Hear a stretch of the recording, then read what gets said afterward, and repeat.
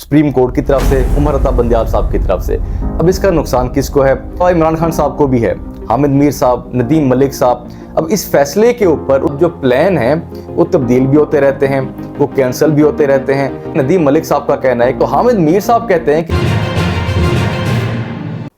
बिस्मिल्लाहिर्रहमानिर्रहीम, अस्सलाम वालेकुम।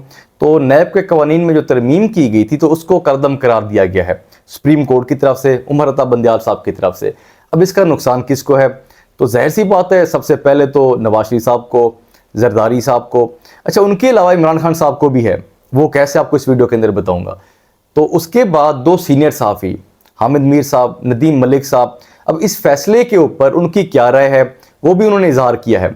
आपको इस वीडियो के अंदर बताऊंगा कि उनका क्या ओपिनियन है। तो देखिए, पहले बात करते हैं जिस तरीके से ये फैसला दिया गया है। तो इस फैसले के बाद जो भी केसेस माफ़ करवाए गए थे नून लीग के, पीपल्स पार्टी के, और जिन लोगों को उस टाइम रिलीफ मिला था, तो वो ख़त्म हो चुका है। वो सारे केसेस जो हैं बहाल हो चुके हैं अब। तो अब ये बातें भी चल रही हैं कि नवाज शरीफ साहब जो हैं वो पाकिस्तान वापस आएंगे, नहीं आएंगे। तो खैर, मैंने पिछले व्लॉग के अंदर ये चीज़ कही थी कि अब जो प्लान है वो तब्दील भी होते रहते हैं, वो कैंसिल भी होते रहते हैं। तो ये नवाज शरीफ साहब के ऊपर डिपेंड करता है कि अपने प्लान को तब्दील करते हैं या बिल्कुल कैंसिल ही कर देते हैं। मेरे ख्याल से उनको पाकिस्तान वापस आना चाहिए, इधर आके केसेस जो हैं उनको फेस करने चाहिए। तो अब बात कर लेते हैं दो सहाफ़ियों के बारे में। अब उन दो सहाफ़ियों की जो राय है वो थोड़ी डिफरेंट है, मतलब आपस में मैच नहीं होती। तो पहले बात कर लेते हैं नदीम मलिक साहब के बारे में। देखिए, नदीम मलिक साहब का कहना है कि उमर अता बंदियाल साहब का जो फैसला है ये बहुत अच्छा फैसला है, ये उन्होंने बिल्कुल ठीक किया है।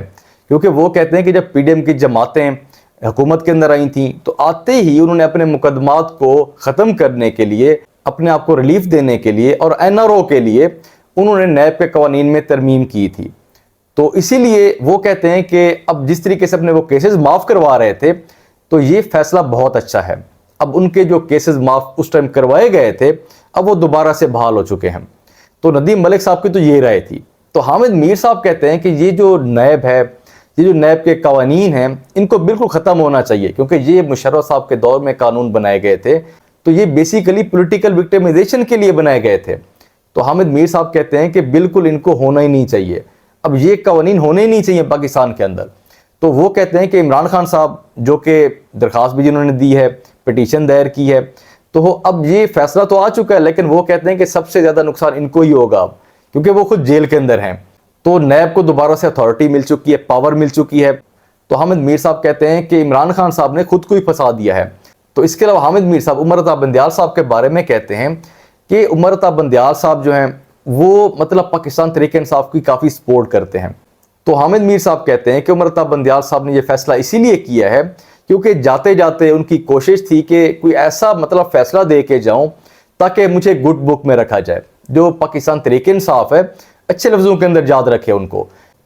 तो ये तो दो सीनियर सहाफ़ियों की राय थी जो मैंने आपको बताई है। तो अब उमर अता बंदियाल साहब ने यह फैसला सही किया है या गलत किया है, आपका क्या ओपिनियन है? कमेंट्स के जरिए ज़रूर बताइएगा। अल्लाह हाफ़िज़।